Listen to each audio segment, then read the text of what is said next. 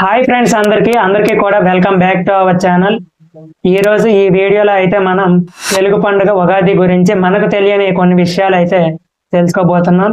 వీడియోని అయితే చివరి వరకు స్కిప్ చేయకుండా చివరి వరకు చూడండి. Let's go.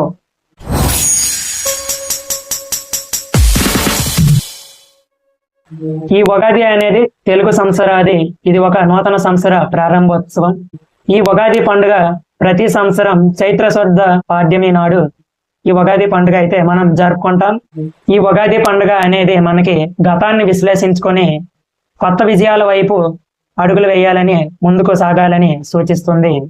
ఈ ఉగాది పండుగ నాడు మనకి సూర్యోదయానికి ముందు స్నానాలు ఆచరించి తెల్లవారుజామున మన ఇంటిని శుభ్రపరిచి చెరుకు మామిడి తోరణాలతో అయితే మన ఇంటిని అలంకరించడం అనేది మన సాంప్రదాయంగా అయితే మనం భావిస్తాం.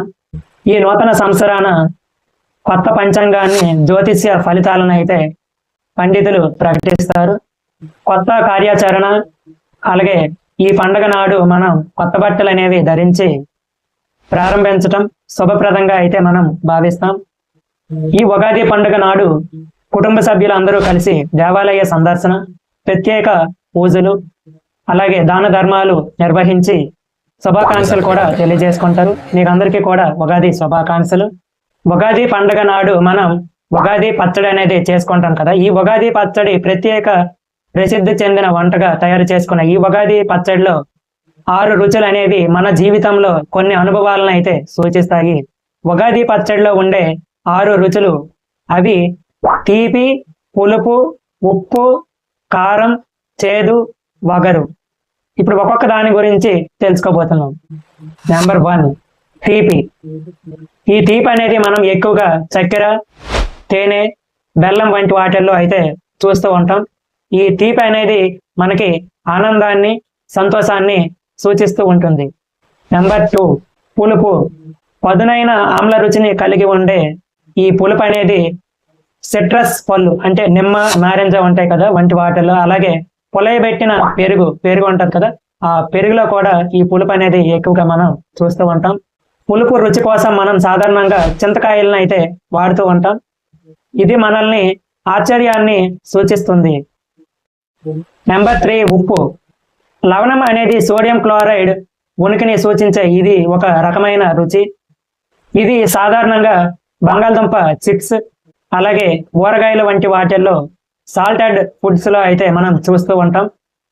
ఇది మనకు జీవన సమతుల్యాన్ని, ఆరోగ్యాన్ని సూచిస్తూ ఉంటుంది. నెంబర్ 4, కారం. ఈ కారం అనేది మనం ఎక్కువగా మిరియాలు, మిరపకాయలు వంటి వాటిల్లో చూస్తూ ఉంటాం. ఇది మన జీవితంలో ఎదురయ్యే కొన్ని కఠినమైన పరిస్థితులను, కొత్త అవకాశాలను అందిపుచ్చుకోవాలని సూచిస్తుంది. నెంబర్ 5, చేదు. ఈ చేదు అనేది మనం ఎక్కువగా కాకరకాయలు, వేప పుల్లలు, వేప ఆకులు వంటి వాటిల్లో అయితే చూస్తూ ఉంటాం. కొన్ని రకాలైన ఆకుకూరలు, కొన్ని ఔషధాలలో ఈ చేదు అనేది మనం ఎక్కువగా చూస్తూ ఉంటాం. ఈ చేదు అనేది మన జీవితంలో కష్టాలను, లోపల ఉన్న అసహనాన్ని, కఠినమైన పాఠాలను నేర్పిస్తూ ఉంటుంది. నెంబర్ 6, వగరు. ఈ వగరు అనేది కొత్తిమీర, పచ్చి మామిడి వంటి వాటిల్లో దాగి ఉన్న ఇది ఒక రకమైన రుచి. మన జీవితంలో నిరీక్షణ, సహనం, ఎదుగుదల అనేది ఓపికతోనే వస్తుంది. తర్వాత వచ్చే ఫలితాలు అనేవి తీపిగా మారుతాయని ఈ వగరు అనేది మనల్ని సూచిస్తూ ఉంటుంది. అయితే ఇది ఫ్రెండ్స్, ఈ ఉగాది పచ్చడిలో ఉండే 6 రుచులు అవి మన జీవితంలో కొన్ని అనుభవాలని సూచిస్తాయి కదా. ఇప్పటి వరకు అయితే మీకు చెప్పాను. ఈ 6 రుచులు అనేవి మన జీవితంలో సుఖదుఖాలను సమానంగా స్వీకరించాలని సూచిస్తూ ఉంటాయి.